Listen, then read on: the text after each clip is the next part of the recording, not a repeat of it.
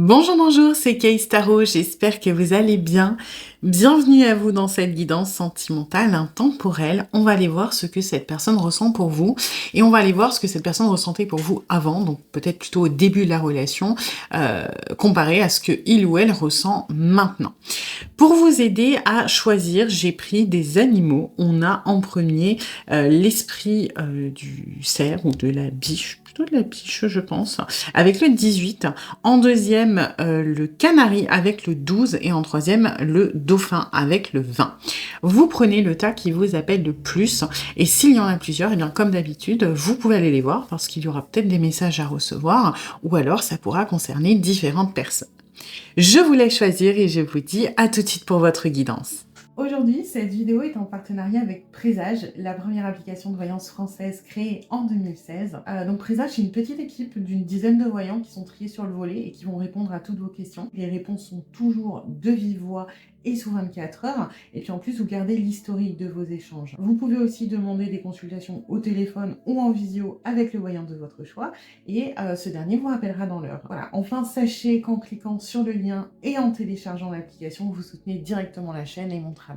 Bienvenue à vous qui avez choisi le premier tas avec la biche. Alors, on va aller voir les énergies de la relation, comme d'habitude, pour voir si ça résonne. Si ce n'est pas le cas, c'est peut-être que ce tas n'est pas pour vous, et dans ce cas-là, vous pouvez aller en voir un autre. Et puis, c'est une guidance générale. Donc, vous prenez ce qui résonne et vous laissez le reste de côté. Et puis, si vous voulez approfondir, je propose des guidances privées, soit sur l'application Présage, qui est partenaire de cette vidéo, où je vous rappelle dans l'heure, soit via mon adresse mail, et vous avez toutes les infos en barre de description. Alors,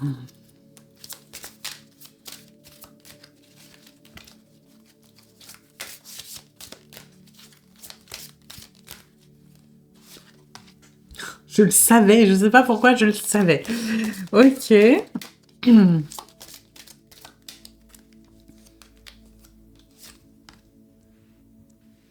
D'accord.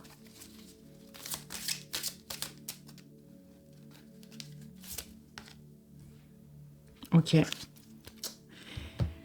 Alors, bon, petite amitié amoureuse. Alors, c'est un petit peu compliqué parce que j'ai une espèce de twist là. Hein. Pour moi, la personne à qui vous pensez, c'est quelqu'un que vous connaissez depuis un moment, c'est quelqu'un avec qui vous vous entendez bien, c'est quelqu'un avec qui il y a eu de toute façon une période d'amitié. Alors peut-être qu'il y a eu de la séduction et ensuite on est passé sur de l'amitié, ou alors peut-être que ça a été de l'amitié dès le début, qu'aujourd'hui il y a un peu ou moins de séduction, parce que moi ce que j'ai, c'est que c'est une personne qui est bloquée, hein.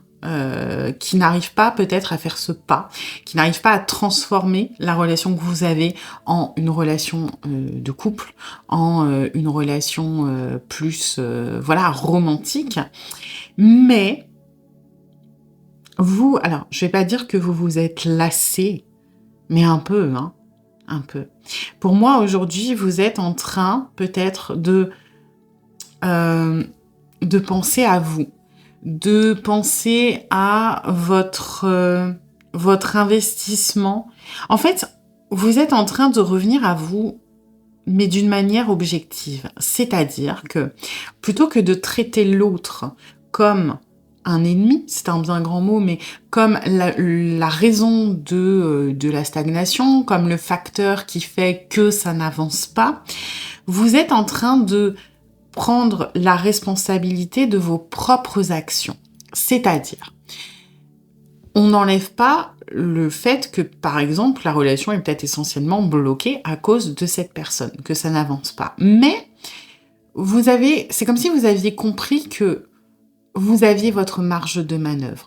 Pas forcément pour faire évoluer les choses dans ce lien, mais pour faire avancer vous, vos objectifs et votre vie. Et du coup, vous êtes en train de peut-être de sortir pour moi d'une position d'attente. C'est-à-dire que jusqu'à maintenant, vous aviez peut-être peur de braquer l'autre, de faire le truc qui va lui faire peur, de être trop entreprenant ou entreprenante ou pas assez. Et vous aviez peut-être tendance à beaucoup réfléchir sur qu'est-ce que vos actions allaient créer chez l'autre. Alors qu'aujourd'hui, moi j'ai ce truc de on s'en fout un peu, vous êtes en train de réfléchir à ce que vos actions provoquent pour vous. Vous voyez ce que je veux dire? C'est-à-dire, jusqu'à maintenant, par exemple, peut-être que je me retenais de lui écrire pour pas que cette personne se sente oppressée, pour pas que cette personne ait l'impression que je lui cours après. Alors qu'aujourd'hui, vous êtes plutôt en mode, en vrai, si j'ai envie d'écrire pour prendre des nouvelles, j'ai qu'à le faire. Et puis, finalement, moi, je mettais un peu toute ma vie en pause parce que j'avais envie que ça se débloque. Aujourd'hui, je reprends ma vie aux mains. Peut-être que je vais m'ouvrir à d'autres rencontres. Alors qu'avant, quand je le faisais, c'était soit pour essayer de me détacher, soit pour essayer peut-être de titiller la jalousie, alors qu'aujourd'hui, je le fais parce que j'ai envie. En fait, je vous sens dans le... Je reprends les choses en main et les choses pour moi. Je ne le fais plus pour les autres. Si je devais faire un parallèle, c'est comme si vous aviez des problèmes de poids et que toute votre vie, vous avez essayé d'agir là-dessus pour le regard des autres, parce que vous êtes complexé, par exemple, et qu'aujourd'hui, vous aviez eu le déclic de en fait, j'ai pas envie de me priver, d'être mal, d'être affamée pour le regard des autres. Par contre, j'ai vraiment envie de faire un rééquilibrage alimentaire parce que je me rends compte que ce que je consomme, ça me rend pas bien. Peut-être que je consomme trop gras et que j'ai des problèmes d'estomac. Peut-être que je bois trop de café et que ça me donne un peu de tachycardie. Peut-être que je bois trop d'alcool et que je suis tout le temps déshydratée. Je le fais plus parce que les autres me regardent. Je le fais plus parce que je veux leur approbation ou parce que je veux, attirer quelque chose. Je le fais parce que je sens que c'est bon pour moi. Et c'est ça qui a énormément changé pour vous, j'ai l'impression. Et du coup, c'est pour ça qu'on a cette énergie de nouveauté, de nouveau départ, de changement, parce que pour moi, vous êtes en train de changer de cycle, de terminer quelque chose. Ça veut pas dire terminer la relation, mais c'est terminer votre façon d'agir, votre façon de voir les choses. On est beaucoup plus centré sur vous, beaucoup plus centré sur votre bien-être, sur ce qui vous apporte, sur ce que vos actions peuvent vous amener de positif, beaucoup plus que qu'est-ce que ça peut jouer sur l'autre ou sur la relation. Ça n'empêche pas que ça doit rester un point qui vous travaille parce que visiblement il y a des sentiments, mais vous êtes plus concentré par ce qui est bon pour vous que ce que cette personne pourrait en penser, en fait. Même si, encore une fois, son avis doit certainement avoir de l'importance. Ok? Donc, moi j'aime bien, je trouve ça bien, l'état d'esprit dans lequel vous êtes, de vouloir améliorer votre vie, en fait, améliorer votre bien-être indépendamment de ce que les autres peuvent en penser ou peuvent en faire. Et là, on est sur quelqu'un, pour moi, qui est quand même assez un petit peu obstiné, peut-être un peu bloqué, j'ai ce mur là qui est très fort, vous voyez, qui regarde le mur et qui est bloqué devant et qui sait pas quoi faire en fait. Alors que le zèbre en soi, il peut sauter, hein, l'arbre il est derrière, il peut contourner, il peut faire demi-tour, mais non, vous voyez, il est devant et puis il mongolise un peu devant le mur. Voilà. Vous voyez, on a de toute façon, c'est graphiquement. Il n'y a pas de hasard, hein. Vous voyez, le zèbre, il est par là, mes yeux par là, et vous êtes plus tourné vers le zèbre. Hein. Vous êtes, qu'est-ce qui est bon pour moi? Et là, on est sur quelque chose de face. Voilà, ça recommence, ça avance. Ok, c'est plutôt intéressant. Alors, on va commencer par ce que cette personne ressentait avant, donc peut-être au début de la relation ou avant qu'il y ait eu un changement peut-être dans l'état d'esprit, et ensuite on va aller voir ce qu'il en est maintenant. Alors,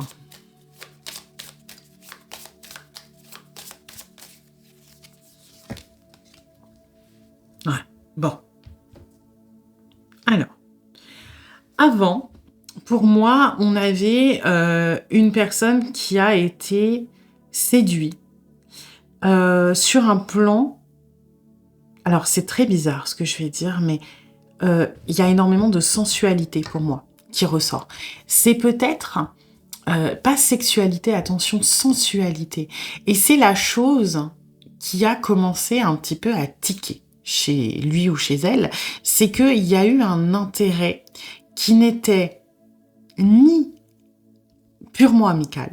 Faut dire ce qui est, hein. Pour moi, cette personne, quoi qu'il se soit passé entre vous, au tout début, il n'y avait pas que de l'amitié. Il n'y avait pas non plus le coup de foudre, ok? Mais il y avait quelque chose qui... La sensualité, c'est le mélange, pour moi, entre le romantique et le passionnel. Vous voyez, c'est ce truc de, bah non, je suis pas niais, gaga de c'est l'homme ou la femme de ma vie, mais je suis pas non plus dans ce truc aimant, ce truc passionnel qui fait peur. Je suis dans je sais que ce n'est pas amical, mais j'ai pas envie de réfléchir plus que ça. Il y a quelque chose qui me plaît, il y a quelque chose qui m'attire, mais pas dans ce truc très sanguin, très feu qu'on peut parfois avoir. Et ça, c'est quelque chose, je pense, qu'on a essayé de vous cacher, parce que c'est quelque chose que l'on a fait énormément d'efforts pour modérer, pour lisser, pour se planquer peut-être derrière cette amitié, alors que c'était dès le départ plus que ça. Il y a eu un intérêt qui était autre qu'amical. Voilà, si on doit...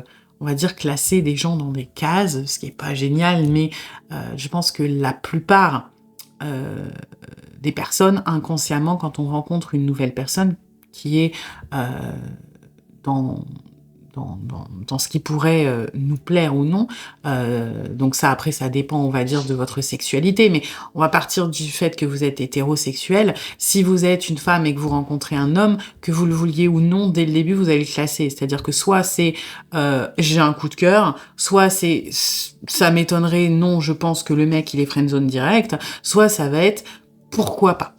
Ok? Bah vous étiez déjà dans c'est entre le pourquoi pas et le j'ai un coup de cœur. Mais vous étiez pas du tout dans le ça n'arrivera jamais, hein, clairement, ou dans le ce sera amical. Donc il y avait déjà quelque chose, pour moi, que l'on n'a pas réprimé, et ça c'est important de le savoir, on ne l'a pas enfoui, on ne l'a pas réprimé. Par contre, on a essayé c'est pas vraiment contrôler, mais de le maîtriser, de le lisser, de l'atténuer un petit peu, de le pondérer. Voilà.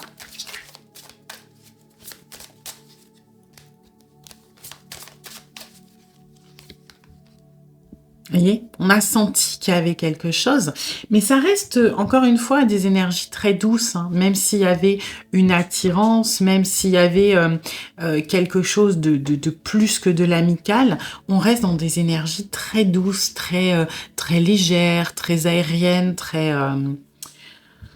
Ouais, c'est bizarre comme comparaison, mais un mélange d'eau et de vent, vous voyez, comme une petite brise avec quelques petites gouttes. Vous voyez, quelque chose de très léger, de très aérien, mais en même temps avec un petit peu d'émotionnel qui est plutôt sympa. On a su, pour moi, dès le début, que vous étiez différent ou différente. Et j'en reviens à cette sensualité, hein, c'est vraiment le marqueur de vous n'êtes pas comme les autres. Il y a quelque chose, mais en même temps, il y a quelque chose de terriblement rassurant parce qu'il y aurait eu quelque chose de passionnel, il y aurait eu une énergie beaucoup plus franche, beaucoup plus feu. On n'aurait pas des trucs... ça n'aurait pas été accepté si facilement. Vous voyez, on aurait peut-être eu le combat, la résistance, le je me braque, je mets mes barrières, etc. Alors que là, ça a suffisamment titillé un petit peu la curiosité pour se dire je sens qu'il y a quelque chose, je sens que c'est spécial, ça m'attire, mais ça m'attire en confiance parce que j'ai quand même l'impression d'avoir un petit peu de maîtrise sur ce que je ressens. Ok.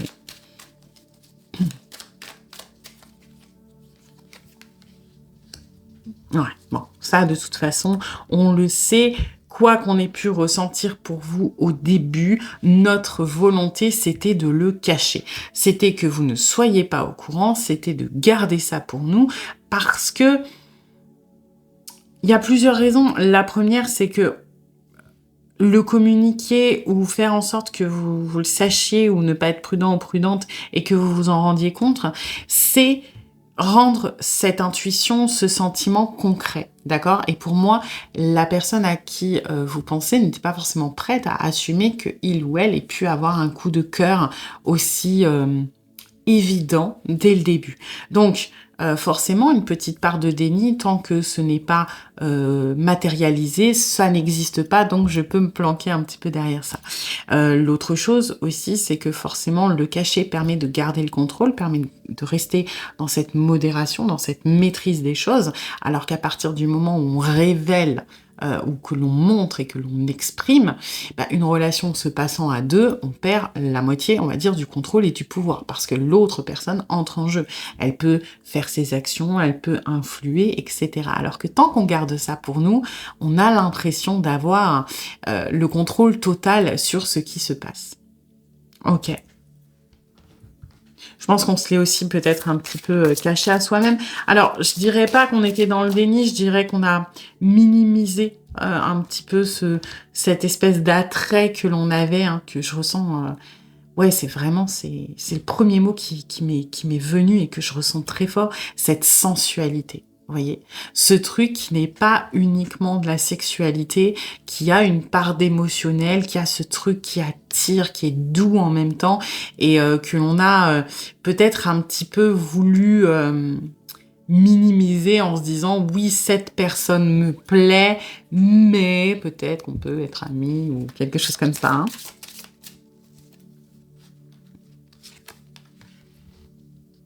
Ouais.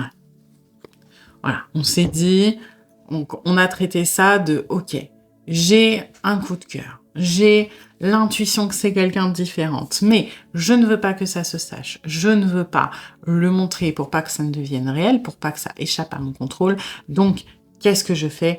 Je vais me concentrer sur d'autres aspects. Et finances et carrière, c'est pas anodin, hein. On est dans le contrôle, on est dans le pragmatique, on est dans les chiffres, on est dans la maîtrise. Les chiffres, c'est comment dire, c'est carré. Voilà, 2, c'est 2. 2, c'est pas 4, c'est pas 3, c'est pas 1, c'est 2. Voilà. Donc, on se concentre sur des choses sur lesquelles vraiment il n'y a pas moyen de philosopher. Hein. Le résultat, c'est le résultat et c'est tout. D'accord? On va se concentrer sur les choses sur lesquelles on est sûr, on a des certitudes, sur lesquelles on peut avoir du contrôle, les choses qu'on peut maîtriser.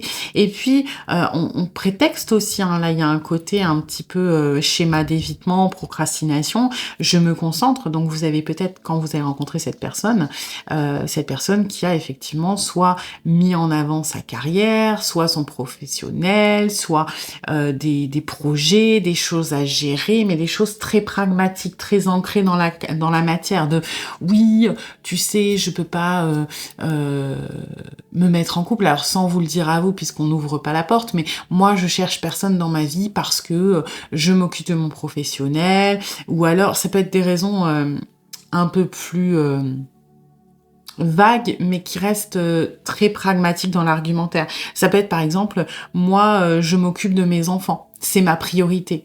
Et là, on n'est pas dans du concret comme les chiffres et l'argent et le professionnel, mais vous voyez une raison très matérielle, très valable de oui, moi mes enfants c'est ma priorité, j'ai pas envie de ramener quelqu'un dans ma vie, il faut que je m'occupe d'eux, etc. Donc on a volontairement priorisé d'autres aspects de notre vie quand on était au début de la relation avec vous, pour pouvoir se planquer un petit peu derrière ça et ne pas avoir à explorer plus que ça ce que l'on a ressenti.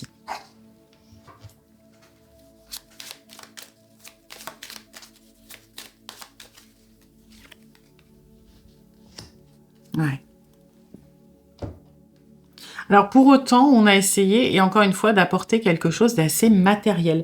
C'est-à-dire que je ne serais pas étonnée que soit cette personne vous ait rendu des services. Ça peut être vous aider à réparer des trucs chez vous, vous aider à déménager, ça peut être vous aider à faire telle chose, à résoudre tel problème, à vous conseiller des choses, vous mettre en contact avec des personnes. Pourquoi? Parce que ça permet de garder un lien, ça permet de créer une proximité, ça permet de créer une confiance, une intimité, mais qui est purement pragmatique, où du coup on peut se planquer un petit peu derrière l'émotionnel. matériel. Et c'est comme ça qu'on a finalement réussi un petit peu à mener cet entre-deux, peut-être d'amitié amoureuse. Je suis là pour toi, mais regarde, je te rends service, on est très complices, on est très proches, on est très confidents l'un pour l'autre, mais voilà, c'est pas comme si on était en couple, etc. Ça peut être aussi des cadeaux purement matériels, hein, je sais pas, vous offrir peut-être des bijoux, des accessoires, des cadeaux vraiment matériels, hein, des voyages, des tiens, ça te dit, on se fait un petit week-end pour rigoler, on va voir, je sais pas quoi, pour créer encore une fois une connexion, créer un lien, mais sous couvert de on s'entend bien, on est proches l'un de l'autre, etc. Mais il y a eu une volonté quand même, pour moi, dans ce que l'on ressentait, pas d'approfondir dans un sens romantique, hein, clairement, on est dans ces énergies de faut que ça reste secret, et puis j'argumente pragmatiquement pour ne pas développer le lien, mais, enfin, d'une manière romantique, mais on a mis des efforts pour quand même investir le lien d'une autre manière, investir une proximité, une intimité d'une autre manière. Même si pour moi, au début, on était quand même dans une sorte d'évitement, peut-être de déni. On a accepté que vous nous plaisiez, mais on a refusé de se dire que ça pouvait être plus que de l'intérêt ou un coup de cœur. Pourquoi? Parce qu'on n'était absolument pas prêt et on a préféré choisir la sécurité, donc la tangente, oui, du confident ou de la confidente, de l'ami au sens large. Ok. On va aller voir ce qu'il en est maintenant, du coup.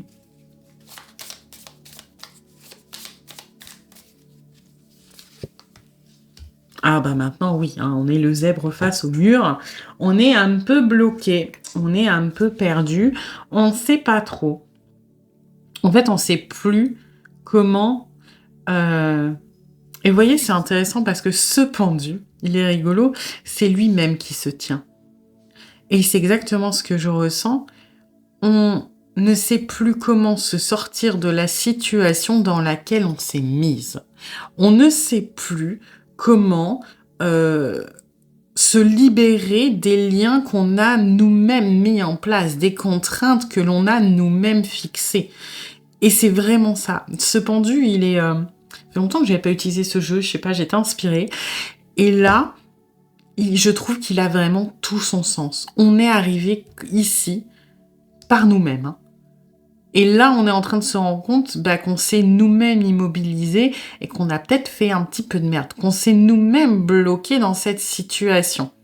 Alors, il n'y a rien de dramatique, mais si on veut s'en libérer, à l'image du pendu où il y a toujours un petit peu parfois une notion de sacrifice pour sortir de l'immobilisme, là, ça nécessite de lâcher la corde et de lâcher le contrôle, qu'on aime bien, hein, quand même.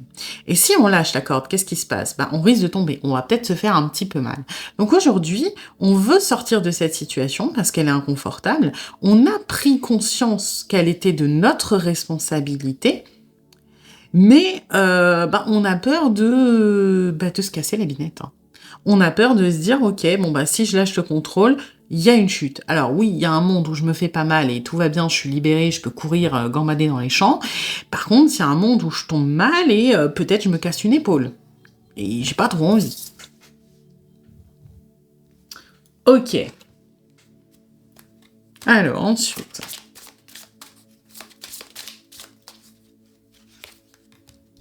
Ouais. Et on n'est pas bien en ce moment. On n'est pas bien. Mais je pense qu'on sent que vos énergies, elles ont changé indirectement. Parce que, forcément, si vous désinvestissez un petit peu la relation sur le regard que cette personne peut vous accorder, et que vous commencez à avancer pour vous, pour ce qui est bon pour vous, on est en train de se rendre compte que, aujourd'hui, si on est bloqué, effectivement, c'est de notre ressort et on ne sait pas trop comment en sortir. On a l'impression, je pense, de vous perdre. C'est pas encore conscientisé à ce point-là, mais on commence peut-être à se dire qu'on risque de passer à côté de quelque chose et ça nous tracasse. Ça, plus que ça nous tracasse, ça nous fait de la peine. On n'est pas dans le stress de, on est dans la tristesse de. On est déjà dans l'anticipation de ça va mal se passer. On est peut-être aussi, j'ai l'impression, triste parce qu'on sent que le lien, je vais pas dire il a changé, mais si on reprend l'exemple de ce pendu, c'est comme si avant, vous étiez là en disant non mais t'inquiète, j'ai mis un matelas en dessous, je surveille, tu peux y aller, j'ai sécurisé le terrain, lâche la corde, ça va le faire, que vous étiez là en fait, et aujourd'hui que vous vous êtes dit écoute, ça fait 3 semaines que j'attends en dessous là de ton arbre que tu sautes, moi j'ai autre chose à faire, j'ai froid, j'ai faim, j'ai autre chose qui m'attend parce que du coup je mets tout en plan à cause de toi, tu veux pas sauter, débrouille-toi, moi je m'en vais. Même si vous l'avez pas exprimé comme ça, vous avez peut-être commencé à venir moins souvent mettre le matelas parce qu'au bout d'un moment vous n'avez pas que ça à faire. Bah, cette personne, maintenant que vous êtes plus là, se rend compte de à quel point vous sécurisiez les choses et que peut-être qu'il y a un désintérêt. Parce qu'au début, vous étiez prostré en dessous à attendre, vous passiez la nuit en dessous à vous dire « Allez, saute, c'est bon, ça va y arriver ». Petit à petit, vous avez commencé à rentrer chez vous le soir parce qu'il faut pas abuser. Puis vous avez commencé à venir plus tard, à repartir plus tôt, à rester moins longtemps. Et cette personne, aujourd'hui, elle s'en rend compte. Et ce qu'elle déplore, elle est toujours pas totalement prête à sauter, même si elle se rend compte qu'elle a plus vraiment le choix. Mais ce qu'elle déplore, c'est qu'elle sent peut-être votre investissement qui baisse. Et d'un autre côté, on ne peut pas vous le reprocher. Cette personne, elle sait que c'est normal. Et c'est pour ça qu'on est dans le chagrin. Parce que on voit pas tout à fait comment sortir de cette situation. Et on voit on commence à prendre en compte, à se rendre compte des conséquences que ça a, en fait. Que vous, potentiellement, vous vous détachez ou vous passez à autre chose. Hein. Ah, on a la tempérance maintenant. Ouais. Mais je la sens pas du tout dans la même énergie. Je la sens beaucoup plus dans le... Comme un petit peu, j'essaie de rattraper. J'essaie de... Là, on était sur une tempérance qui est forte, qui est, encore une fois, très sensuelle, qui est vous voyez cette espèce de d'eau là qui est nourricière, qui est très large, etc. Et là, vous voyez, elle est beaucoup plus dans le contrôle, cette tempérance-là. Et moi, ce que je ressens, c'est qu'on est passé de... de toute façon, vous voyez, hein, graphiquement, là, on a quelque chose de beaucoup plus fluide, de beaucoup plus libre. Elle a une robe qui est vaporeuse. Elle a, on imagine le vent. Elle a l'eau qui est très fluide, qui est très. Vous voyez, il y a une notion un peu de liberté, un peu Enfin, moi, comment je la canalise là, c'est la femme dans toute sa sensualité et qui est très un peu sûre d'elle, etc. Alors que celle-ci, c'est pas normalement, c'est pas comme ça que je la canalise, mais là, je sens un petit peu la tempérance un peu, comment dire, un peu coincée, quoi. Un peu, j'essaie de garder mon contrôle, j'essaie un petit peu de modérer les choses, mais parce que j'ai peur. J'ai peur. Là, la tempérance, l'eau a beau partir dans tous les sens, elle va là où elle est censée aller, c'est maîtrisé, mais avec beaucoup de liberté, beaucoup de lâcher prise. Alors que là, moi, je ressens une personne qui essaie de contrôler pour qu'il n'y ait surtout pas une goutte qui tombe à côté. Vous voyez, cette espèce de focus, de concentration, ok, comment je me sors de ce pétrin, comment je fais pour que mes sentiments qui avant étaient comme ça, c'est-à-dire waouh, je suis attirée et oui, j'essaie de contrôler, mais je m'inquiète pas plus que ça. Alors là, on est dans le ok, mes sentiments, je fais gaffe quoi. J'ai pas envie qu'ils explosent, j'ai pas envie qu'ils sortent de mon contrôle, et puis je suis hyper concentrée, hyper à l'écoute. Et là où la tempérance en premier lieu, elle était dans le lâcher prise et la modération naturelle, on va dire ça comme ça. Ici, elle est dans la modération contrôlée. Elle est dans le... Vraiment dans le...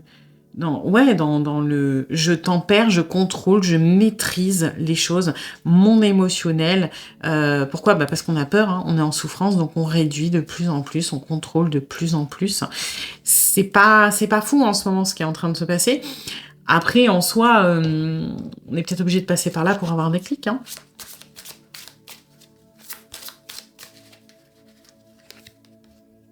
Ouais. On se sent perdu, on se sent isolé, on a vraiment l'impression que vous vous éloignez, hein, et ça nous fait peur, hein. Ça nous fait plus que peur, ça nous fait mal, ça nous fait de la peine.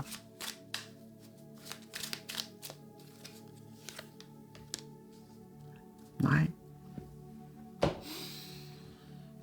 Escapade, moi, je la sens dans l'isolement quand même, hein.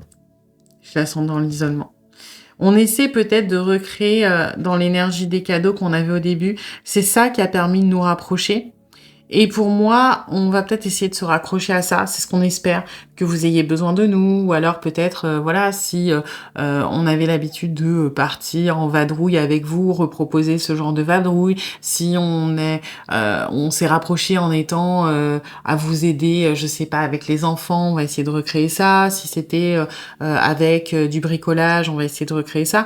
Alors, on n'est pas forcément en train de le faire, pour certains peut-être, pour d'autres, on y pense, parce qu'on se dit que si on a perdu ça, qui était l'origine, on s'est quand même rapproché grâce à ça, donc on peut peut-être le reproduire.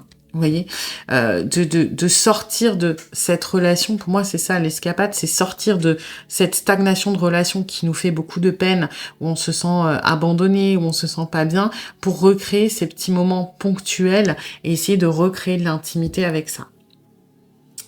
Ok, eh ben on va aller voir les conseils des guides du coup pour vous par rapport à cette relation.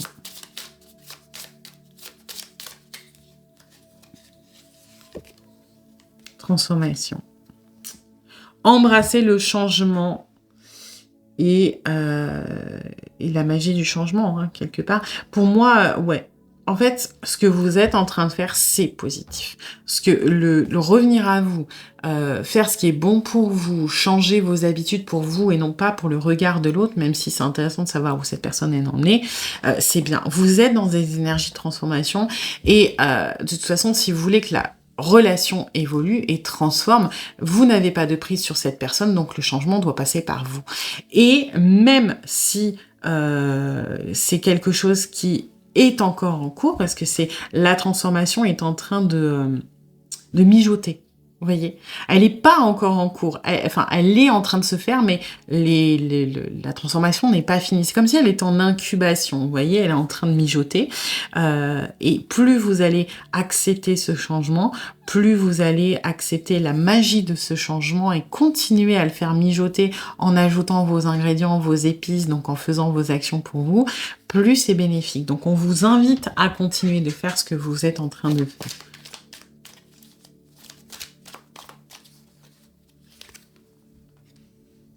Laissez vos rêves éblouir votre esprit et éclairer votre parcours de vie pour atteindre vos objectifs. Ouais. Continuez de penser à vous. Continuez de faire ce qui est bon pour vous, ce qui vous fait envie, ce qui vous fait plaisir. Continuez comme ça. De toute façon, là, on vous dit, vous êtes dans la bonne voie. Allez-y. Hein. Lâchez-vous. C'est bien.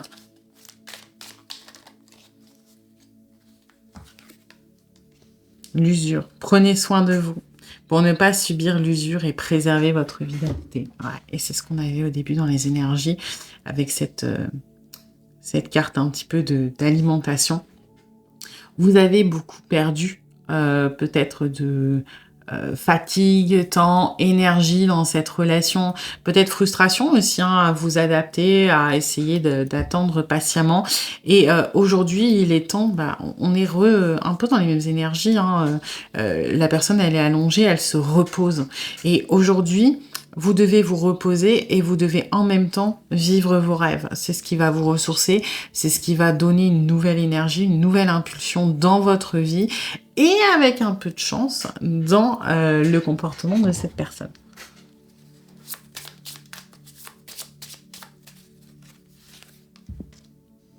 Voilà. Emmenez-vous vous-même en date. Prenez soin de vous, encore une fois. Apportez-vous de l'amour, apportez-vous du plaisir, des petits moments, des cadeaux. Faites-vous des cadeaux à vous-même. Et plus vous allez être bien, plus vous allez vouloir avancer dans cette optique de vouloir changer votre vie parce que c'est bon pour vous, plus cette personne va être quelque part un petit peu obligée de réagir. Mais je tiens à préciser quand même que les conseils ne sont pas vraiment adressés pour qu'il y ait une conséquence sur cette relation. Et pourquoi? Parce que de toute façon, vous n'êtes plus dans cette optique-là. Là, ce qu'on vous dit, c'est ce que vous faites, c'est bien. Continuez comme ça, advienne que pourra par rapport à cette personne. Mais aujourd'hui, le bon chemin, c'est celui que vous avez commencé à emprunter. Voilà. Eh bien, écoutez, j'espère que cette guidance vous aura plu et vous aura surtout aidé. Si c'est le cas, eh bien, n'hésitez pas à liker, à partager, à commenter, à vous abonner. Et puis moi, eh bien, je vous dis à bientôt pour une nouvelle guidance. Bienvenue à vous qui avez choisi le deuxième tas avec le canari. Alors, on va aller voir les énergies de la relation, comme d'habitude, pour voir si ça résonne. Si ce n'est pas le cas, c'est peut-être que ce tas n'est pas pour vous, et dans ce cas-là, vous pouvez aller en voir un autre. Et puis, c'est une guidance générale. Donc, vous prenez ce qui résonne et vous laissez le reste de côté. Et puis, si vous voulez approfondir, je propose des guidances privées, soit sur l'application Présage, qui est partenaire de cette vidéo, ou je vous rappelle dans l'heure, soit j'ai mon adresse mail, et vous avez toutes les infos en barre de description. Alors,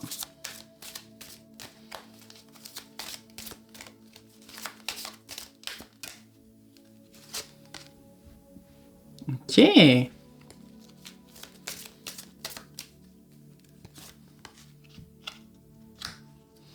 Mhm.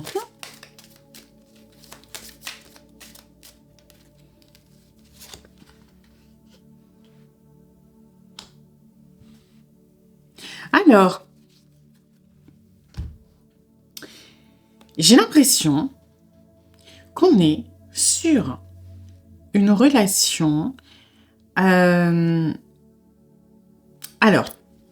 vous, peu importe que ce soit pragmatique, réel ou ressenti, vous vous sentez trahi, vous vous êtes senti trahi par cette personne. Ça peut être, à un moment, vous avez fait, je sais pas, une déclaration et ça s'est mal passé. Ça peut être, vous avez eu une rupture avec cette personne. Ça peut être, et ce serait plutôt cette personne qui a rompu, hein, du coup. Ça peut être, je sais pas, hein, quelqu'un, voilà, vous avez entamé une relation, cette personne a dû déménager ou se déplacer, ou alors vous êtes rencontrés, cette personne est rentrée chez elle, et puis cette personne a dit, voilà, moi les relations à distance, j'ai beaucoup de trucs comme ça, hein, sur relations à distance, je le sens pas, ça va pas le faire, j'ai été trahie, patati patata. Vous voyez, j'ai beaucoup de vibes comme ça, hein, sur une relation à distance qui a commencé. Donc, soit qui a commencé à distance et au bout d'un moment, la personne vous a dit « Moi, je le sens pas, c'est compliqué pour moi les relations à distance », soit vous vous êtes rencontrés dans la matière et pour une raison quelconque, il y a eu une distance. Il y a beaucoup de ça, hein. Ok, mais ça peut être plus, sans parler de distance, ça peut être, peut-être que vous étiez en train de flirter avec quelqu'un et cette personne, malheureusement, s'est mis en couple avec quelqu'un d'autre. Ça peut être, vous voyez, il y a un truc comme ça où à un moment, ça se passait bien et il y a eu, faut dire ce qui est, il y a eu une couille dans le potage, quoi. Vraiment, il y a eu un truc à un moment où vous avez souffert. Vous avez fermé la porte. Alors, vous avez fermé la porte tout en étant toujours attiré par cette personne, mais vous vous êtes protégé. Vous avez pris sur vous. Vous avez enduré et vous avez voulu un petit peu vous casser l'espoir de vous dire, voilà, j'ai plus envie d'y croire, ça s'est déjà mal passé une fois. Aujourd'hui, j'ai plutôt envie de pas trop rentrer dans le jeu. Et cette personne, soit il n'y a jamais eu d'interruption de contact, ce qui est possible, soit pour la majorité, pour moi, il n'y a pas eu d'interruption, c'est-à-dire que malgré l'action qui a été mise en place, il y a un truc ambigu qui est resté de la part de l'autre personne, soit il y a eu une petite période de vraiment distance, disparition, peu importe, mais aujourd'hui, la personne, elle revient, puis alors elle revient bien, hein, elle revient, on n'est pas dans de l'engagement, parce qu'on est dans de la séduction, on est dans du flirt, on est dans le truc qui est pas clair, quoi. Qui est pas clair, mais si vous êtes vraiment objectif et que vous n'êtes pas dans vos peurs parce que vous avez déjà été un petit peu trahi ou abandonné, vous savez qu'on vous fait du rentre-dedans. Maintenant, et c'est normal, vous vous protégez parce qu'il y a rien de concret derrière cette séduction. C'est-à-dire qu'il y a pas de promesse, il y a pas de projection, il y a pas de plan, il y a pas de il y a pas d'avenir qu'on évoque ensemble, ou alors «ce serait bien qu'on se voit» et cetera, mais il y a pas de plan. Et comme vous, à la base, il y avait un plan et qui s'est un peu cassé la gueule, bah, aujourd'hui, c'est comme si vous ne vouliez pas croire à ces tentatives de rapprochement et de séduction. Ce qui fait que c'est compliqué parce que on est sur 2 personnes qui aimeraient quelque chose, mais d'un autre côté, qui n'ont pas envie. Vous voyez, cette énergie-là, c'est espoir, futur, projet. Mais moi, ce que je ressens, c'est la contradiction dans votre relation entre l'espoir et les projets du futur. Parce que l'espoir est une chose, mais dans votre cas, il était trahi. Donc, sans concrétisation, sans argument vraiment pragmatique, vous n'avez pas envie de trop croire à cet espoir. Et cette personne veut quand même maintenir cet espoir pour potentiellement concrétiser le... Vous voyez? C'est que vous avez besoin de concret pour avoir l'espoir et cette personne a besoin de l'espoir pour avoir le concret. Donc on est sur un truc qui se heurte. Vous avez besoin de vous dire on va reprendre le régime parce que je trouve que c'est toujours un bon exemple qui parle bien. Vous avez besoin de vous dire que ça va marcher, que vous serez mieux dans votre peau, que vous allez rencontrer quelqu'un où vous serez à l'aise dans votre corps, que vous allez pouvoir séduire, vous allez pouvoir vous plaire, plaire aux autres pour mettre en place un régime. Donc vous avez besoin de vous concentrer sur l'espoir de la finalité pour commencer à mettre des actions en place, parce que si vous y croyez pas, si vous êtes en mode déprime de j'y arriverai pas, etc., bah vous n'allez pas vous faire chier à faire un régime ou à faire du sport ou un rééquilibrage, peu importe. Alors que cette personne, elle a déjà l'espoir de perdre du poids, mais si, entre guillemets, elle n'a pas de preuves concrètes dans la matière que faire du sport, ça va lui faire perdre, eh ben, elle ne le mettra pas en place. Même si elle espère beaucoup plus le résultat, elle est beaucoup plus... vous voyez, c'est pas tout à fait la même notion des choses. Je sais pas comment expliquer mieux que ça. Et du coup, aujourd'hui, ben, on essaie de maintenir cette envie pour pouvoir se pencher sur le concret. Alors que vous, ben, vous voulez pas croire à cette envie tant que vous n'avez pas des éléments qui vous sécurisent. Ok. Du coup, on est un petit peu... pour moi, en gros, pour résumer, vous vous faites draguer. Vous le savez, mais vous n'avez pas envie d'y croire.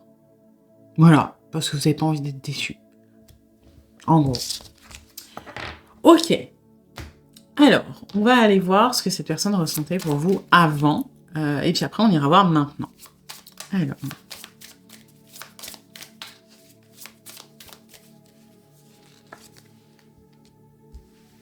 Ouais. Il y a eu un truc... Pour moi, il y a eu un truc très... peut-être limite inspiration divine, vous voyez. Quand on vous a vu la première fois, qu'on vous a rencontré, qu'on vous a parlé... alors, il y a eu un truc déjà la première fois, et qui s'est accentué au fur et à mesure de la découverte. Ce truc de... Alors, ça fait très cliché, mais j'ai jamais ressenti ça, quoi. Ce truc de... waouh, c'est pas pareil. C'est différent. Mais c'est pas différent... Alors, je sais pas comment expliquer ça. Il y a pas... il y a peut-être un côté fusionnel dans la matière, mais c'est pas ça qui a marqué. C'est pas, encore une fois, c'est pas comme le tas numéro 1. J'ai pas un côté magnétique, j'ai pas un côté aimant, j'ai pas un côté fusionnel dès le début et très feu. J'ai plutôt quelque chose, encore une fois, d'assez doux, mais plutôt inspirant. Vous voyez, ce truc de... comme dans les cartoons, la petite ampoule qui s'allume au-dessus de la tête.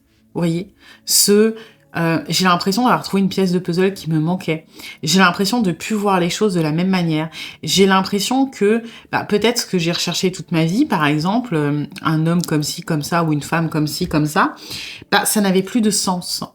Vous voyez, à l'image de l'artiste, par exemple, qui aurait été formé, vous voyez, à la perspective de, voilà, je dessine un paysage, je dois trouver mon point de fuite, je dois faire mes traits, je dois respecter le rapport du ciel, de la terre, la taille, les proportions, les couleurs, et où finalement, plus on va être dans la technique, plus on va peut-être s'éloigner de ce qu'est le domaine artistique de manière générale, qui est plutôt de transmettre une émotion.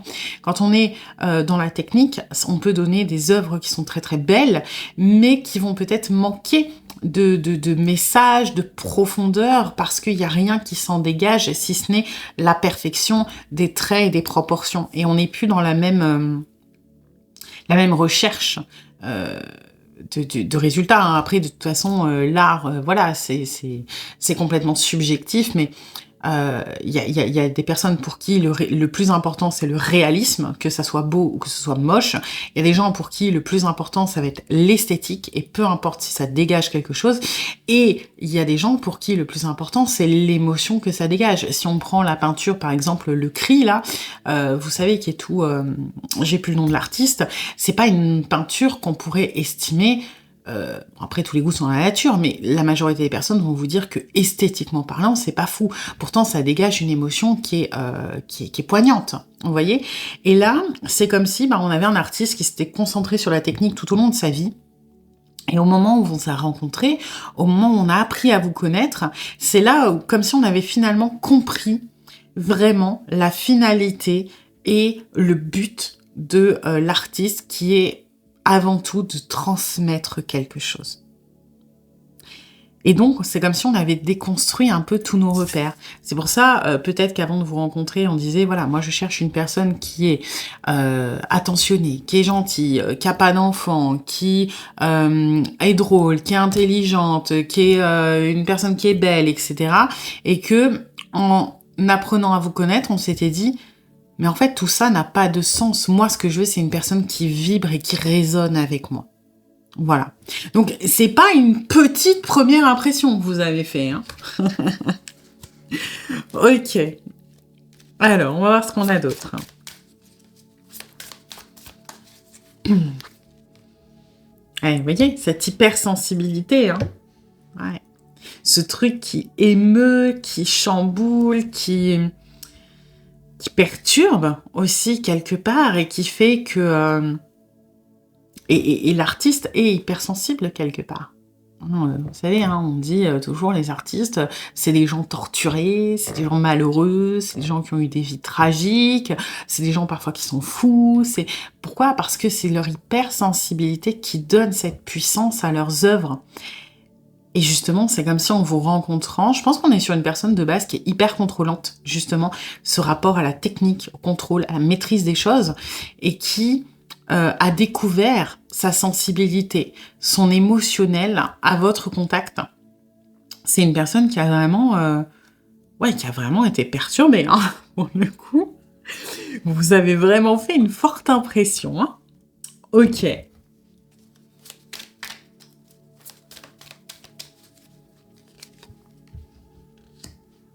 Ouais. Ermite, je le sens pas du tout en solitude, je le sens et c'est ce que j'ai commencé à ressentir là, la découverte de son hypersensibilité, la découverte de son émotionnel. Et vous voyez, on est dans la partie qui est bien aspectée, hein, l'hypersensibilité, elle est bien vécue. Hein. Et cet ermite, moi je le sens, on a eu l'impression d'en apprendre plus sur nous-mêmes. Et je reviens à ce que j'ai dit, avoir trouvé une pièce de puzzle qui manquait. qu'on n'avait pas conscience qu'elle nous manquait, mais peut-être plus qu'une pièce de puzzle. Vous voyez dans les casse-têtes, quand on vous donne un indice, que je sais pas, par exemple, on vous dit vous devez assembler des pièces ensemble, et vous dans votre tête, vous savez pas pourquoi la boîte elle était carrée, vous vous êtes dit c'est un puzzle carré, et vous essayez depuis longtemps de le mettre en carré, et comme si vous étiez arrivé, vous avez dit mais t'as pensé à le faire en triangle, et que bam, c'est la solution, elle était là en fait. C'est que vous aviez pas la bonne conception de base. Bah c'est un peu ça. Grâce à vous, on a eu l'impression d'en apprendre plus sur nous-mêmes, d'en apprendre plus sur certaines choses peut-être qu'on ne comprenait pas, et notamment sur notre recherche dans l'amour, dans ce qu'on recherche chez quelqu'un, dans ce dont on a besoin dans notre vie. Peut-être aussi, parce que j'avais quand même une notion de distance qui était bien présente pour beaucoup d'entre vous, peut-être aussi sur des choix de vie. Ça peut être une personne, par exemple, qui... faut bien vous dire que c'est rarement par hasard qu'on rencontre les gens. Alors après, chacun ses croyances. Moi, je pars du principe qu'il n'y a pas de hasard, qu'il y a une raison, que c'est pas pour rien, que quand on dit « Oh, c'est pas de chance, c'est pas le bon timing », c'est qu'il y a une raison que ce soit pas le bon timing. Peut-être parce qu'on a des décisions à prendre. Peut-être que la personne que vous avez rencontrée, si vous êtes dans une relation à distance, elle s'est enfermée dans une ville, une région qui est pas bonne pour elle, peut-être parce que il ou elle est attaché à des choses qui ne sont plus bons pour lui, pour elle. Ça peut être une famille qui est étouffante, ça peut être un boulot qui ne lui convient pas, et que ne serait-ce que vous rencontrer et peut-être envisager à un moment ou à un autre de déménager, de pouvoir faire sa vie autre part, même si on n'en est pas à l'étape de se projeter réellement et de faire des plans, mais ne serait-ce que caresser cette idée-là, peut avoir amené des réponses de pourquoi je reste là, pourquoi au final, est-ce que oui, j'aimerais, dans mes rêves les plus fous, peut-être me rapprocher de cette personne qui me plaît. Alors je ne suis absolument pas prêt ou pas prête, donc je vais pas en parler, je vais pas me projeter, je vais pas mettre des choses en place, mais je commence à me poser la question, pourquoi je reste ici peut-être? Qu'est-ce qui me retient? Je reste par devoir pour ma famille, mais ma famille, finalement, ils habitent à 500 mètres, je les vois jamais parce que je peux pas les saquer. Donc, quelle est mon utilité de rester là? Je reste pour mon boulot parce que ça fait 15 ans que je suis dans la même boîte. Bah ouais, mais au final, ils m'ont pas augmenté. Je suis payée au lance-pierre, je fais des heures sup qui sont pas payées, je suis pas épanouie, mes collègues me saoulent. Donc, pourquoi je reste? Parce que c'est de la sécurité, parce que c'est mes habitudes, parce que c'est mon quotidien, mais est-ce que c'est réellement ce que je veux? Vous voyez? Pour moi, vous avez amené des questionnements qui sont larges.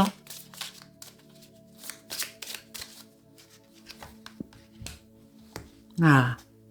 Par contre, vous voyez, on a su assez rapidement, pour moi dès le début, que malgré tout ça, cette forte première impression, ces questionnements, cette lumière sur des choses que vous avez amenées, on savait que quoi qu'il arrive, il y aurait une séparation.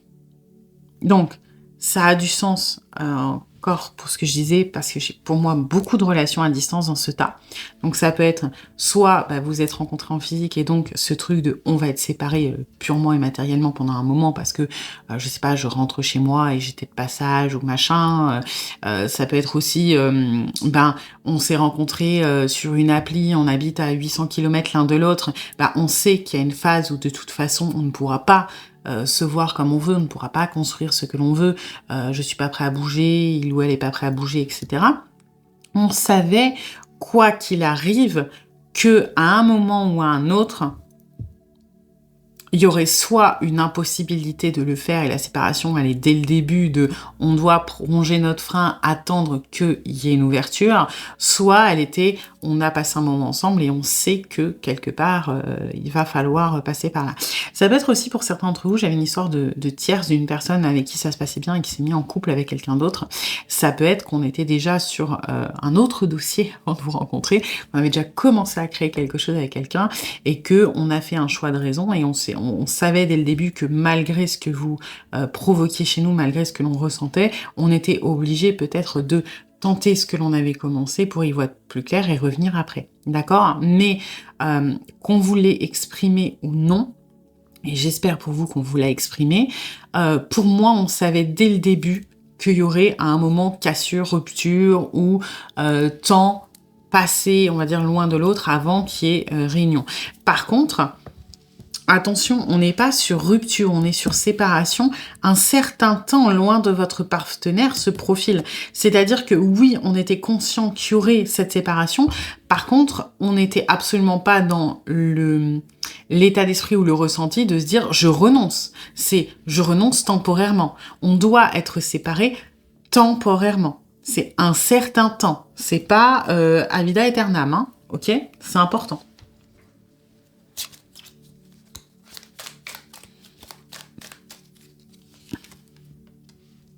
Ouais. Et je pense que vous avez, vous voyez, ces doutes, pour moi, ils résonnent très très fort avec cette ermite de est-ce que je suis à ma place? Est-ce que les choix que j'ai faits jusqu'à maintenant sont les bons? Est-ce que je suis au bon endroit? Est-ce que je suis avec la bonne personne? Est-ce que je suis là où je suis censée être? C'est pas là quelque chose de négatif, hein.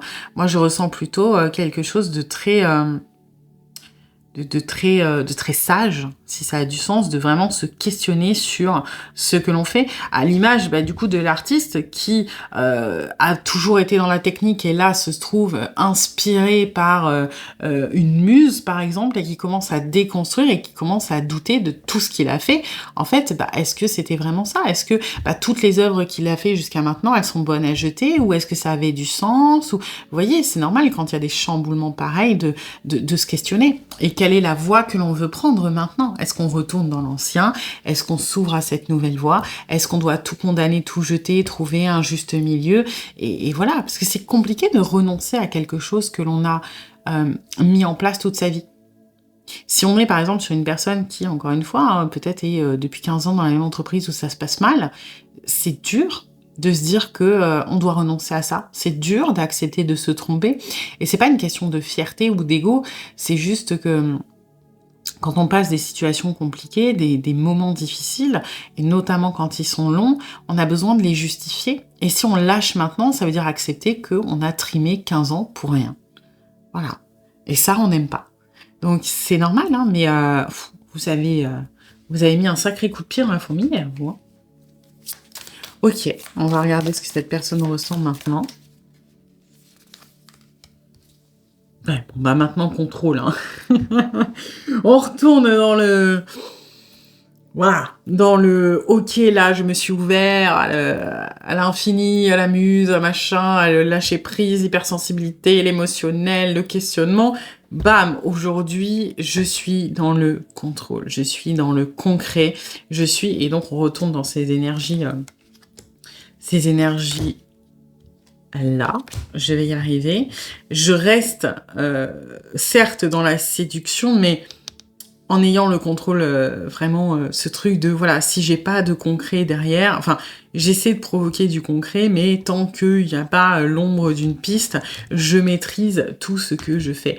Et là, cet empereur, il est très carré, quoi. Il est très autoritaire, il est très... Ouais, il me fait rire, hein, il me fait rire, parce que c'est... En fait, on a peur de se réabandonner à ça, je pense. Parce que là, on était dans les doutes, et pour moi, aujourd'hui, on a sûrement les réponses, et on sait que se laisser aller implique des conséquences qu'on a commencé à ressentir à ce moment-là. Donc là, c'est un peu moins serein, quand même.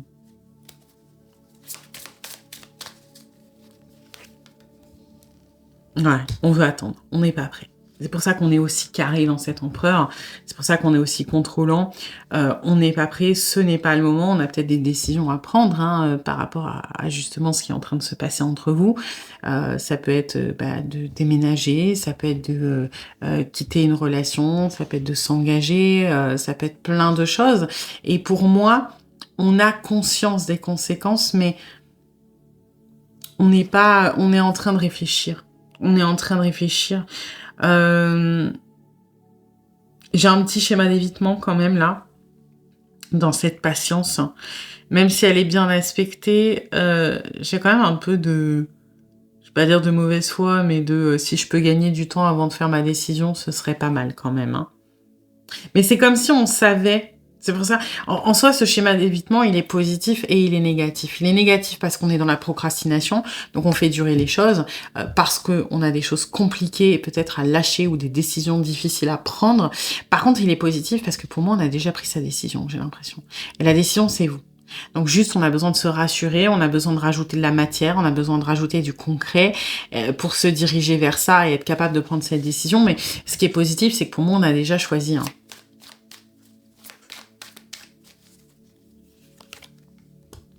Ouais. On a choisi, on se renseigne là. On est en train, pas de mettre des actions dans la matière, mais par exemple, si on est retenu par un travail, on est peut-être déjà en train de se renseigner sur les offres d'embauche autre part. On est peut-être en train de, je sais pas, si on est retenu par la famille, alors par la famille, ça serait plus par devoir ou par culpabilité. Donc ça peut être, par exemple, qu'il y a un membre de la famille qui est malade, dont on se sent responsable, ça peut être soit chercher des trucs autre part pour déménager avec cette personne, soit faire en sorte de trouver est-ce qu'il y a un suivi médical qui est bien et qui peut être autonome sans nous, etc. Vous voyez, on n'est pas en train de se renseigner pour mettre les choses en place, mais on est en train de chercher de l'information quand même dans ce sens, d'explorer les possibilités qui s'offrent à nous. Et on essaie aussi, je pense, d'être... parce que vous faites partie de l'équation, d'accord? Vous n'êtes pas un but, attention, on n'a pas envie de tout quitter pour vous. Par contre, vous ouvrez une nouvelle voie qui peut nous donner le courage de faire quelque chose qu'on avait envie de faire, mais qu'on n'osait pas faire depuis longtemps. Et en ce sens, c'est positif. Mais du coup, on a aussi peut-être, moi j'ai l'impression, besoin d'être rassuré par rapport à vous, vos émotions et vos intentions. Ce qui fait qu'on peut être à même peut-être de vous poser des petits pièges, des petits est-ce que tu vois quelqu'un en ce moment? Est-ce que je te manque? Est-ce que tu es toujours célibataire? Vous voyez, on essaie de rassembler quand même des éléments pour sécuriser notre mouvement. On commence à se dire que, vous voyez, vous méritez l'amour, mais on mérite l'amour des autres et on mérite l'amour de nous-mêmes. Donc, de se sortir là, de ce truc qui nous a retenus à un moment par rapport à cette relation, qui n'est pas forcément bon pour nous et que ça mérite de se battre quand même pour ça. On est sur quelqu'un qui est en train de faire un gros changement dans sa vie. Ça se fera pas du jour au lendemain. Vous avez amené le questionnement. On est toujours... Alors, plus dans le questionnement, je pense qu'on a les réponses, mais dans la recherche de solutions, dans l'étude des solutions qui s'offrent à nous, mais on n'en est pas... Même si en soi, je pense qu'on a pris une décision, même si elle n'est pas encore assumée, par rapport à toutes les conséquences que ça peut impliquer, on est quand même en train d'étudier ce qui pourrait se passer si on sort de notre schéma habituel.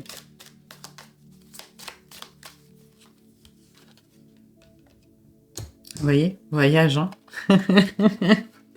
Depuis le début, j'ai ce truc de distance, je sais pas pourquoi. Voilà, mais plus que forcément de déménager pour vous rejoindre, moi j'ai ce truc à l'image de cette personne, un petit peu peut-être de tout quitter. De quitter ce que l'on connaît parce que ça ne nous convient pas. Voyez, comme les personnes qui disent moi je vais aller vivre à l'étranger. Pourquoi? Peut-être que le pays leur convient pas, peut-être que ils sont attirés par une autre culture, mais généralement quand on prend des décisions aussi drastiques, la motivation n'est pas suffisante. Vous voyez ce que je veux dire? Si par exemple vous adorez voyager, vous allez si vous êtes motivé uniquement par la motivation, ok, vous allez partir en vacances. Vous n'allez pas déménager à l'étranger. Les gens qui déménagent à l'étranger, c'est des gens qui ont cette appétence, qui ont cette motivation de base, certes, mais pourquoi c'est plus juste des voyages et ça va être plutôt un déménagement? Et généralement, c'est parce qu'il y a un truc négatif en plus, qui termine le processus et qui permet de prendre cette décision avec les conséquences que ça implique, la peur de l'inconnu, repartir de zéro, etc. Donc, ça va être le mélange un petit peu entre j'ai envie d'aller à l'étranger et je ne me sens pas bien là où je suis. Alors que ça soit la ville, le pays, peu importe, ok? Et là, pour moi, c'est justement ce mix entre les deux. Vous êtes la carotte, vous êtes la motivation, mais il y a aussi un mal-être dans la situation actuelle qui permet ce truc de j'envisage des situations, des solutions qui sont plus engageantes dans la matière et qui auront plus de conséquences. Ok, ok. Eh ben, on va aller voir les conseils des guides pour vous par rapport à cette relation.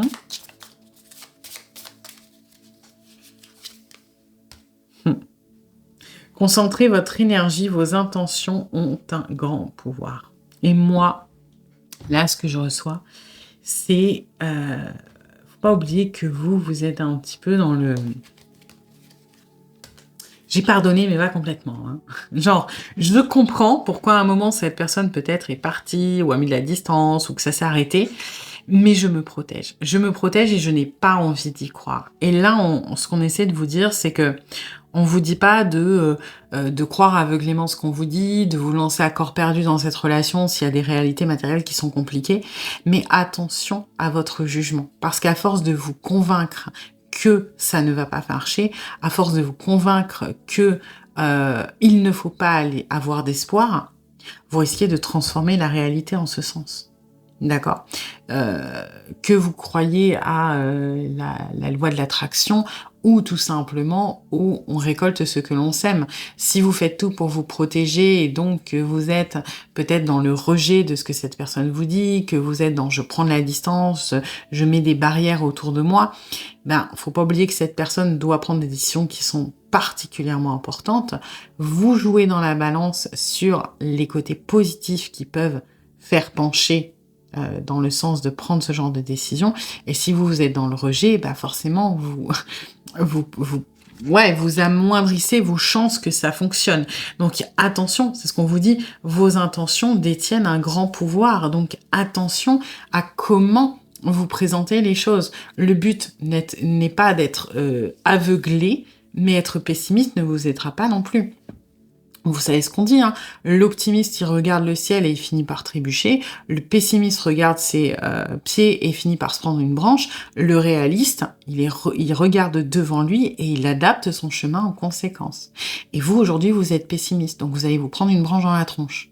Voilà. Le but n'est pas de regarder le ciel et de trébucher, c'est de regarder droit devant vous. Attention à ça. Alors ensuite...